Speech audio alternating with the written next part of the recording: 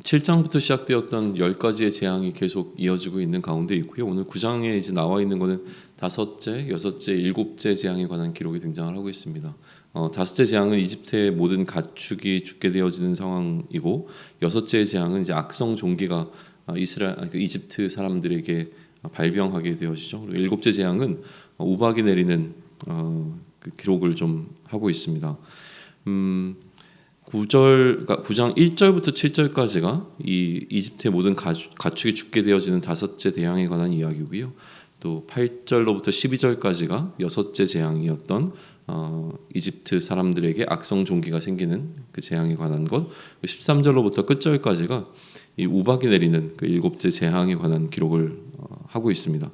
마찬가지로 지금 재앙 하나하나를 살펴보기보다 전체적으로 이 재앙을 통해서 하나님께서 말씀하시고자 하는 것이 무엇인지를 우리는 좀 살펴보고 있는데요. 본질적인 재앙이 갖고 있는 의도가 다섯째, 여섯째, 일곱째로 간다고 해서 바뀌지 않기 때문에 우리가 어제 살펴봤던 그 핵심 이슈와 오늘 우리가 다루게 될 핵심 이슈, 그리고 이제 내일과 또 11장까지 이어지는 그 여정 가운데서 우리가 핵심적으로 이 재앙을 바라봐야 하는 우리의 시선은 변하지는 않습니다. 그러나 그 가운데서 조금씩 우리가 좀 더 강조해야 될 부분들이 있는지를 좀 살펴보고, 또 앞의 내용들을 다시 한번 이제 정리하고 리마인드하면서 오늘 이 묵상을 좀 이어가면 좋겠습니다.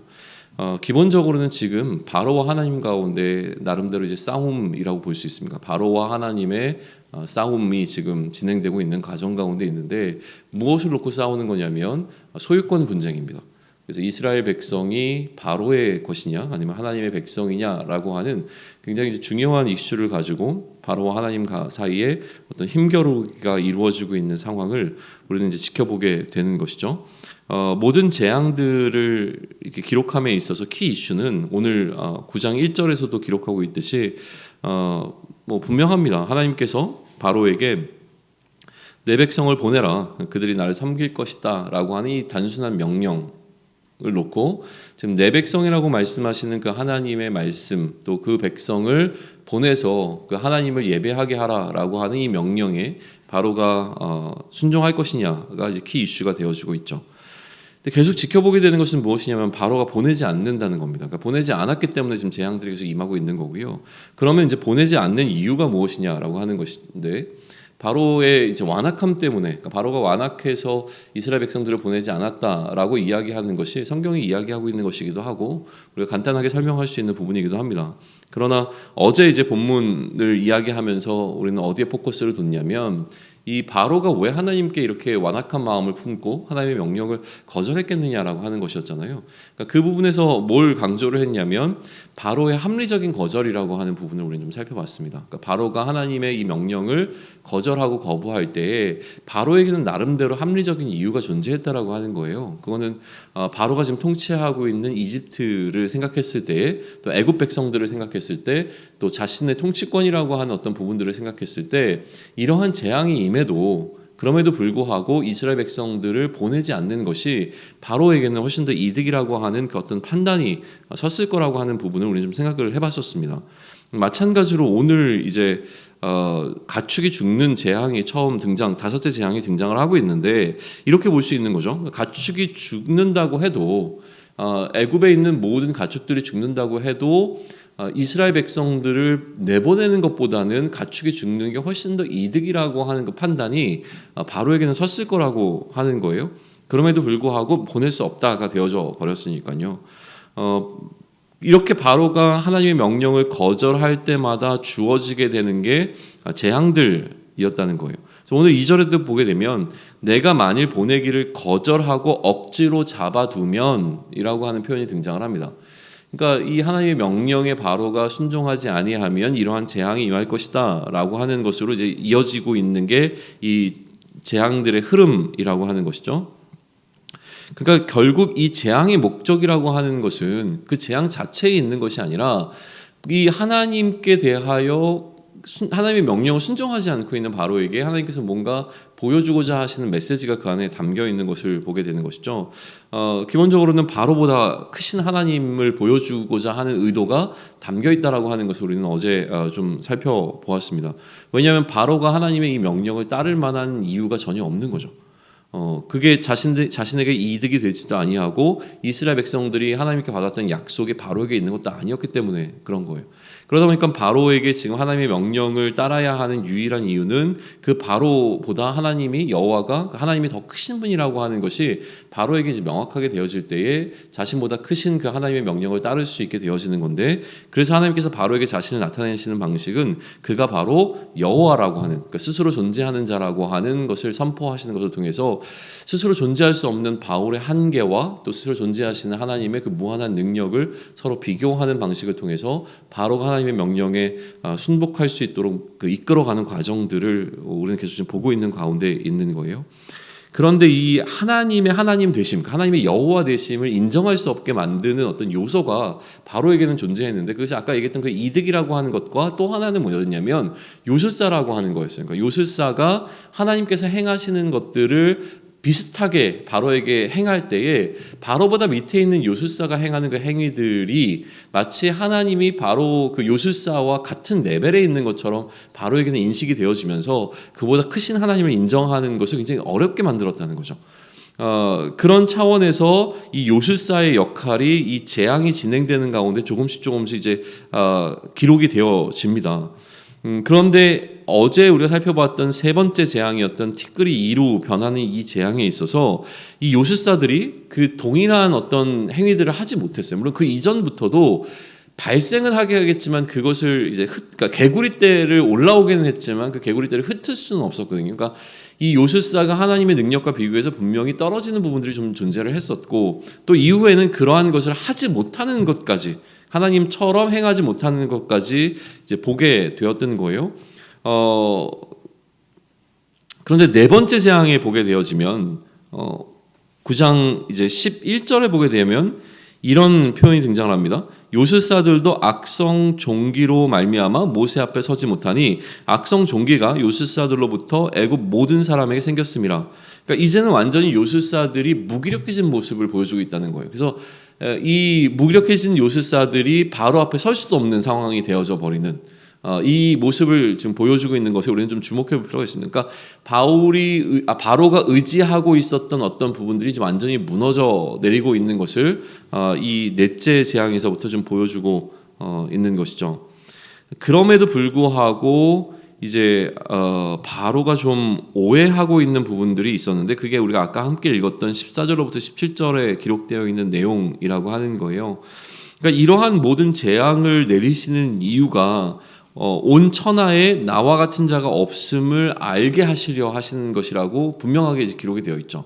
그러니까 이 재앙의 목적이라고 하는 것은 하나님의 여호와 되심, 그리고 이 세상과는 비교할 수 없는 어떤 그 레벨에 놓여 있는 그 하나님에 대한 인식, 그러니까 여호와로서의 하나님에 대한 인식을 바로와 또 바로의 신하들, 바로의 백성들에게 보여주고자 하는 의도가 분명하게 담겨 있는 것을 우리는 14절에서 볼 수가 있는 거예요. 근데 바로는 여전히 그가 살만하다고, 견딜만하다고 생각을 했던 것 같아요. 그러니까 거기에 대한 오해를 짚어주고 있는 게 15절인 거죠. 만약에 돌림병으로 너를 죽이려고 했으면 얼마든지 죽일 수 있었는데, 그러나 너를 살려놓은 이유와 목적이 있다는 거죠. 너를 살려두고 그래서 지금 이 모든 것을 그 애굽을 대표하는 이 바로가 지켜봄을 통하여서 오히려 이 하나님의 이름이, 그러니까 하나님의 이름은 어떻게 선포되었습니까? 여호와로 선포되었잖아요. 그러니까 여호와로서의 하나님이 온 이 천하에 전파되게 하도록 하기 위해서 하나님께서는 바로를 여전히 보존하고 계시는 건데, 거기에 대한 바로의 몰이해, 그러니까 이해하지 못함이 좀 있었다는 거예요. 그래서 그에게는 교만함이 존재했다는 것 같아요. 내 백성 앞에 교만하여 그들을 보내지 아니하느냐. 그러니까 자기가 이제 자기에게 해가 돌아온 것이 어느 정도 견딜만 했고 그는 죽지 않았기 때문에 이 상황 가운데서 오히려 바로가 조금 더 교만해졌던 것을 우리는 보게 되어지는 거예요. 이게 이제 문제인 거죠. 그러니까 아직 견딜만 하다고 생각되는 어떤 상황, 버틸만 하다고 생각되어지는 어떤 그 상황이 이렇게 바로로 하여금 착각을 하게 만들었던 것 같아요. 그 상황 가운데서 하나님의 의도가 있어서 머물러 있다라고 하는 것을 깨닫는 것이 굉장히 중요하다라는 것을 이 본문을 통해서 알 수 있죠. 또 하나 지금 이제 계속 이 재앙이 진행되어지는 가운데 우리가 주목해봐야 될 것은 무엇이냐면, 이 재앙이 선택적으로 임하고 있는 부분들을 좀 보게 되어져요. 우선은 이 선택이라고 하는 거에 있어서 처음에는 하나님의 선택이 더 선명하게 드러납니다. 뭐냐면 이스라엘과 애굽을 이제 구별하시는 장면이 등장을 하거든요. 그러니까 재앙이 임할 때에 이 재앙이 애굽에게만 임하고 또 이스라엘에게는 임하지 않는 방식으로 이제 재앙이 흘러가게 되는 게 처음 재앙이 시작되었다가 좀 흘러가는 과정 속에 드러나게 되는 선명함이에요. 그런데 오늘 이제 20절과 21절을 보게 되면 이 선택의 문제가 하나님의 선택이 아니라 실제로 이 재앙을 받게 되어지는 그 대상들이 선택할 수 있는 여지가 열려 버립니다. 그러니까 이게 뭘 강조하냐면 바로가 이 재앙을 얼마든지 선택해서 피할 수 있었음에 관한 것을 보여주는 거죠. 근데 바로는 완악했기 때문에 이제는 이 선택이 문제가 어디로 넘어가냐면 여호와의 이 말씀을 두려워하는 자들이라면 이 재앙을 피할 수 있는 방식으로 주어진 게 바로 이 우박이라고 하는 거예요. 20절과 21절 보시죠. 바로의 신하 중에 여호와의 말씀을 두려워하는 자는 그 종들과 가축을 집으로 피하여 들였으나 여호와의 말씀을 마음에 두지 아니하는 사람은 그 종들과 가축을 들에 그대로 두었더라라고 기록을 하고 있습니다. 그러니까 이제 하나님의 말씀을 두려워하는 자와 두려워하지 않는 자는 명확하게 구별되고 있는 거죠. 하나님의 말씀을 두려워하고 그 말씀이 이루어질 것을 신뢰하는 자들은 이 재앙을 피하기 위해서 뭔가 대처를 하고 있는 것을 볼 수 있는 거죠. 그러니까 하나님을 여호와 되심을 인정하고 그 여호와를 두려워하는 자는 지금 임할 재앙을 피할 수 있는 길이 열려 있는 것처럼 보이는 게 이 우박 재앙이 갖고 있는 특징이라고 하는 거예요. 그럼에도 불구하고 바로는 하나님을 두려워하지 아니합니다.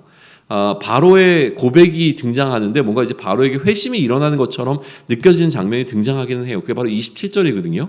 한번 보시죠. 바로가 사람을 보내어 모세와 아론을 불러 그들에게 이르되 이번은 내가 범죄하였노라. 여호와는 의로우시고 나와 나의 백성은 악하도다. 자, 이거를 보게 되면 이 문장 그대로만 보게 되어지면 바로가 뭔가 하나님 앞에서 회개하고 자신의 악함을 이제 드러내놓고 하나님의 의로우심을 인정하는 장면처럼 보여지게 되어집니다.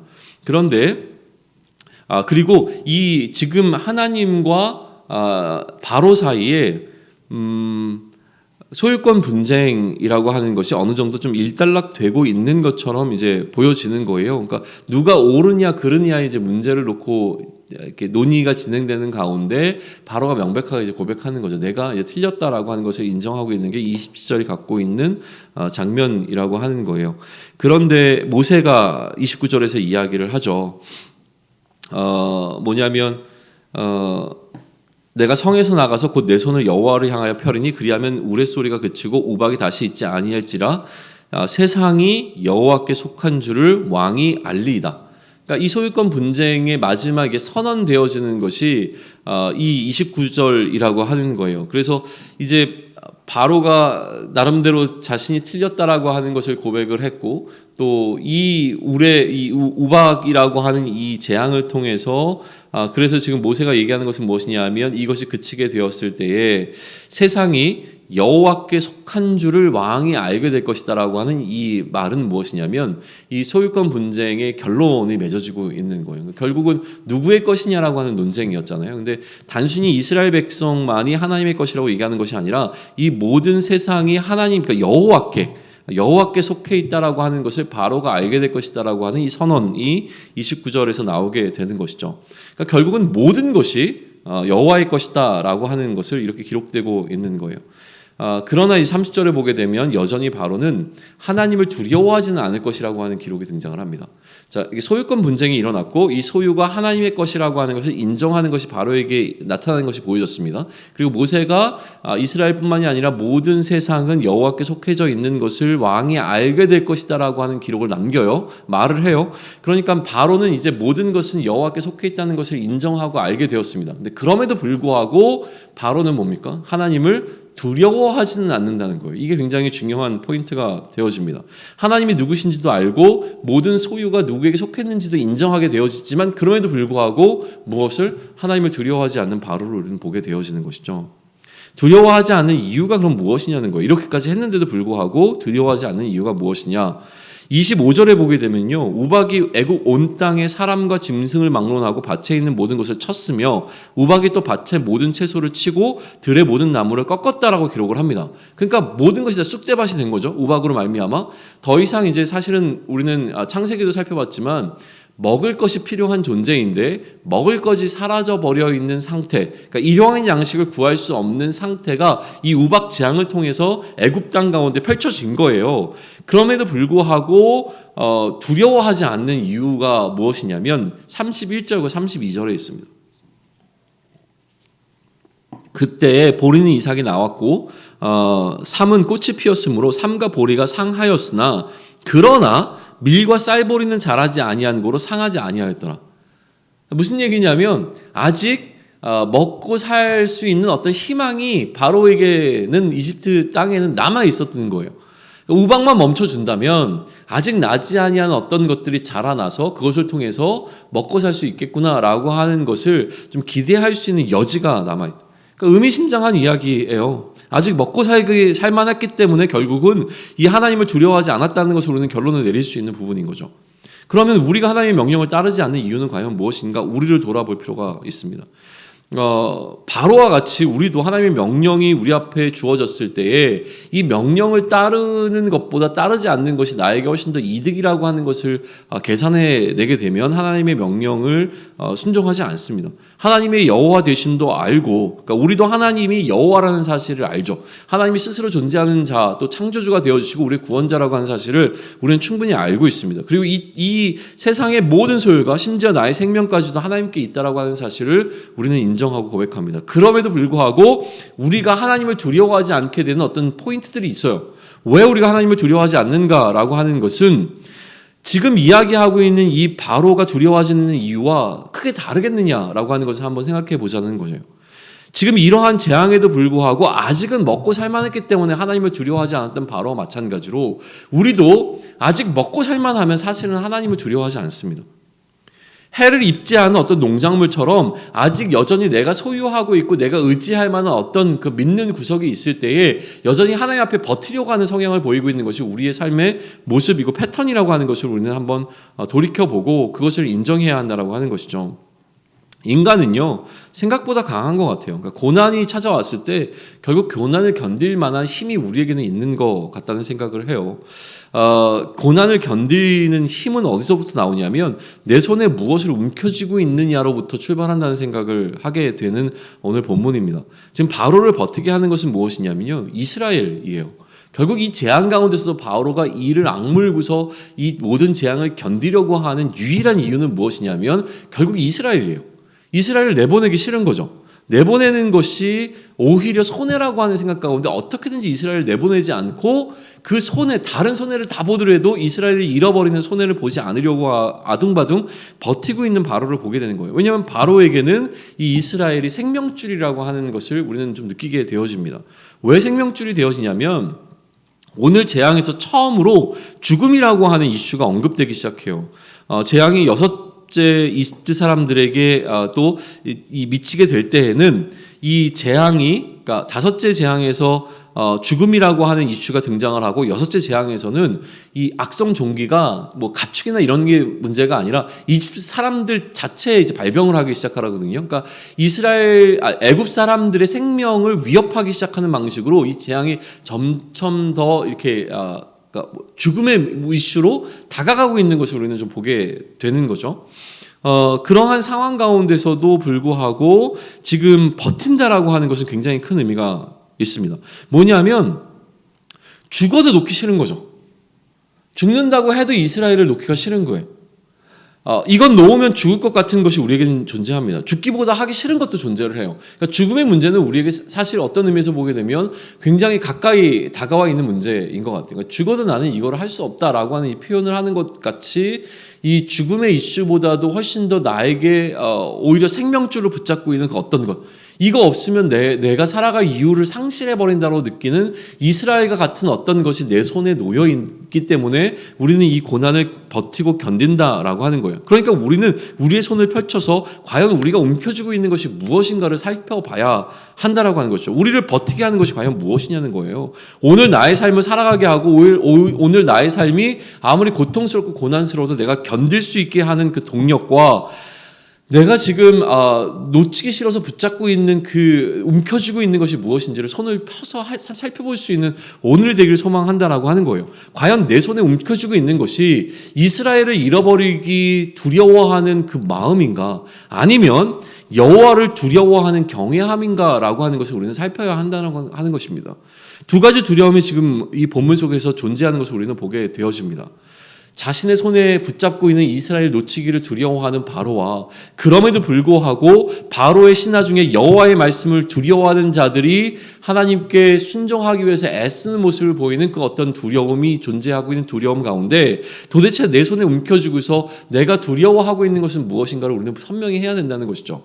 내가 지금 소유하고 있는 어떤 것들을 잃어버리기를 두려워하기에 하나님의 명령을 순종하지 못하고 주저하고 있는 모습이 나에게 존재하고 있는가, 아니면 내 생명이 하나님께 달려있음을 알고 그 여호와이신 하나님을 두려워하는 경외함으로 오늘도 우리의 삶을 하나님 앞에 내어놓고 그 두렵고 떨림으로 우리의 구원을 이루어가기 위해서 애쓰고 수고함으로 오늘의 삶을 살아가고 있는가라고 하는 것을 다시 한번 묵상할 수 있는 오늘이 되기를 원합니다.